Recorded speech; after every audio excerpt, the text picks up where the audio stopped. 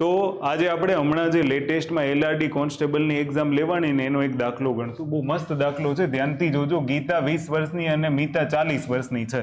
એટલે ગીતાના મેં લઈ લીધા 20 વર્ષ અને મીતાના મેં લઈ લીધા 40 વર્ષ. પછી શું કીધું છે કે કેટલા વર્ષ પહેલા તેમની ઉંમરનો ગુણોત્તર 1:3 હતો. એટલે કેટલા વર્ષ પહેલા, ધ્યાનથી સાંભળજો. મને નથી ખબર કે કેટલા વર્ષ પહેલા ગુણોત્તર 1:3 હતો, પણ મારી પાસે ગુણોત્તર છે એનો મતલબ એવો થયો કે ઉંમરનો ગુણોત્તર બદલાય, ઉંમરનો તફાવત બદલાય નહીં. એટલે માની લો કે અહીંયા તફાવત કેટલા વર્ષનો છે તો કે 20 વર્ષનો છે, અને અહીંયા તફાવત ગુણોત્તરમાં કેટલો છે તો કે 2 યુનિટ છે. જો એ 2 યુનિટ 20 વર્ષને રિપ્રેઝેન્ટ કરતા હોય તો 1 યુનિટ એટલે કેટલા થાય તો કે 10 વર્ષ થાય. હવે તમે માની લો કે 1 યુનિટ એટલે 10 વર્ષ, તો ગુણ્યા 10 કરો એટલે અહીંયા કેટલો જવાબ આવ્યો 10 વર્ષ.